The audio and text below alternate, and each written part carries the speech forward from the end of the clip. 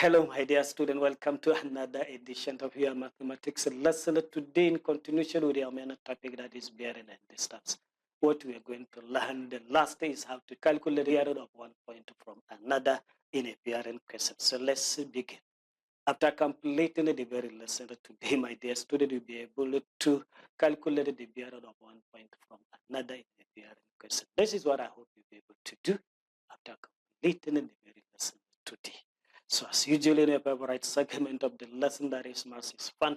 My dear student, I'll give you another interesting number. This number is 100. 100 is so special, so interesting. I will tell you what is interesting about this very number after completing my lesson today. So you stay with me. To begin the lesson, my dear student, let us learn the rules. It is this rule that we use as a guide in order to find the bearing or calculate the bearing of one point from another in a question of bearing. So let us learn the rules. Rule number 1 says to change all the statements given in the question into diagram. When that is now done, step number 2 says complete the necessary plane shape. That is the drawing you have in the very first step. When that is now done, step number 3 says extract the sum of the necessary angles or sum of the necessary side that will enable you to find the bearing of that very one point from another. Extracting angles or side, that gives you enough information to find whatever you ask to find.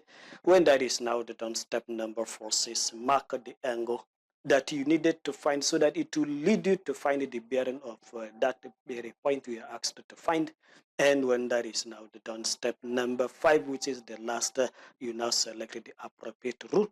The rule is likely to be either sine rule or the cosine rule that you now apply appropriately to find the angle. These are the 5 steps that you have to take in order to find the bearing of one point from another successively. Let's just move and take examples. Example number 1, it says in a garden, a bird fly 30 meters or a bearing north to east from the mango tree to an orange tree. The same bird also then fly due east to another tree, which is a banana tree. And that banana tree is 46 meters away from the mango tree. The question asked here is to find the direction, that is the bearing. That same bird must fly from the banana tree to return back to the mango tree. This is what we asked to find. So solution to this very problem. What we now do, all questions on bearing, you have to put it, all those statements, you have to change them into drawing. So it's the drawing that I'm going to do first. Let's assume this is the position of the mango tree. So this bird fly 30 meters on bearing north to east, north to east. North to east, look at the north, look at the east. So north to east simply halfway in between north and east, which means it is now going to be 45 degrees north of east. So there you now take that angle, 45. 45, remember, is half of 90. So when you have this kind of bearing north to east, just it is nothing but 45 degrees north of east. So that is the direction the bird takes to the orange tree. So this is the orange tree.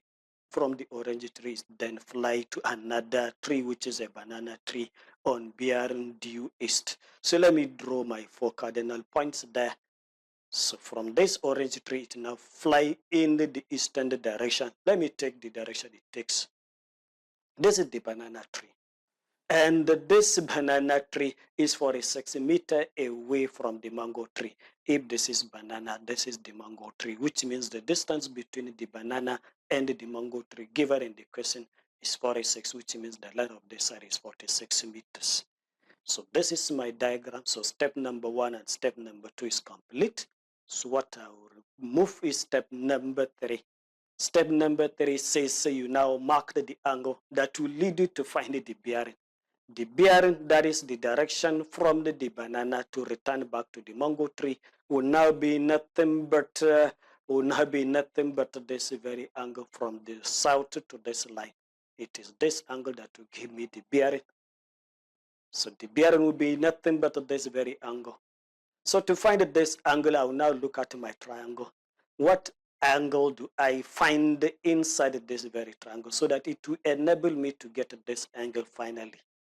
If I can get this very angle inside this triangle, look at it. Look at it. If I can get this very angle inside, let me just call it beta. If I can get this angle beta, it will enable me to find this angle, which will now serve as my bearing. So let me just see how I can get this beta. I have to extract some other angles. That is step number 4. Step number 4, I'm having this length of this side and this side. So if I can get this very angle, look at it. If I can get it, I can now use my sine rule to find this angle beta because I have the side opposite to it. So if I can have an angle opposite to this side 46, I will now apply my sine rule. So let me see how I can get this very angle. Is this angle I'm targeting to find now. So if this is 45, this will also be 45. Reason because the two angles are alternate. Look at the two angles I'm referring to. This angle's in green. If this is 45, this is now going to be 45. And if this is 45, this angle is 90. So addition of 45 and 90 will give me this very angle, which will now be 135 degrees. Look at it. So this angle is 135. So I can now move and select my sine rule. I have 135, this angle. I have a side opposite to it. And I'm looking for beta, this angle, and I have a side opposite to it, which is this 30 meters. So using my sine rule to find the beta, I will now have sine beta divided by the side opposite to beta. Look at it. This is beta. This is the side opposite to beta, 30 meters, equals to the sine of 135 divided by the side opposite to it, which is 46. So there I continue. I now cross multiply and divide both sides by the coefficient of sine beta, which is 46. So there I'm going to have sine beta equals to 30 multiplied by sine 135 divided by 46. So I'll now find what is sine 135 with using my calculator. If that is now done correctly, you now have 0.7071 as the value of sine 135. So there you now multiply it by 30 and divide the result by 46. If that is now done correctly, you now have 0.4612. Remember, this is sine beta, and it is beta that we are interested to find. So what I'm going to do, I will now find the sine inverse of this value. That will give me your beta. So beta will now be sine inverse of this. If done correctly, will give answer 27.5 degrees. So this is the angle beta, which I'm going to use to find the bearing. So if this is 27.5, the whole of this angle is 90. So I can get this very angle by subtracting 27.5. That is my beta from 90. Let me do that. So I'm going to have the bearing to be equals to 90 minus 27.5 degrees. You can see that I have attached this sign, this S signifying the south, and this west because the angle is from south towards west. So after subtracting 27.5 from 90, that will give result 62.5. So the bearing of this bed that it will now take in order to return back to the mango tree is now going to be 62.5 degrees south of west. Let's just move and take one more example. So example number 2, it says, given that city B is 15 kilometers on bearing 134 from city A, and another city called city C is 20 kilometers on bearing 040 from city B, and the distance between city A and city C is 25.84 kilometers. The question asked is to find the bearing of city A from city C. So you can see all these statements in this very question. Step number 1 says I should now change or convert them into drawing. So let me do that. So starting with the city B, which is 15 kilometers on this bearing from city A. So let me mark my city A first because the bearing is from city A. So I'll now take this angle 134 degrees. This is the 3-digit bearing, so starting from the north line in clockwise direction 134, that will give me this very angle in the second quadrant. Look at it. So I'm going to draw a line. That will now be the direction or the bearing of this city B, and the distance from A to B is 15 kilometers. So I'll move back to the question. It says CTC is 20 kilometer on bearing from CTB. So it is CTB that I'm going to now take the bearing of CTC. It is from B. So I'm now mark my 4 cardinal points there. So the bearing is 40. Look at it. So from the north line in clockwise direction, I will now take angle 40. Then I will draw a line. That will now be the bearing of CTC from B. And the distance is 20 kilometers. So I finished step number 1. Change all those statements into diagram. So what remains, step number 2, is to complete the necessary plane shape. I have 2 sides, so of course what I'm adding is to make it a triangle. Let me do that. And this distance from C to E is given in the question, 25.85 kilometers. So this is it. So step 2 is done. So what remains is to now mark the angle that I needed to find so that it will lead me get the bearing.